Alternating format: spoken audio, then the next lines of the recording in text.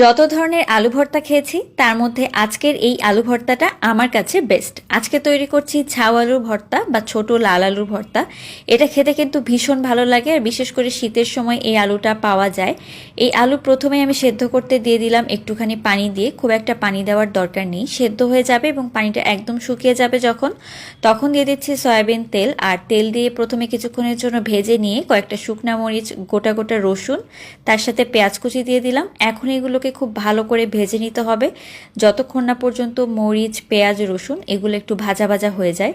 তো ভাজা হয়ে গেলে এটাকে একদম আমি এখন বেটে নিব। তো এই পর্যায়ে কিন্তু আমি লবণ দিয়ে দিচ্ছি।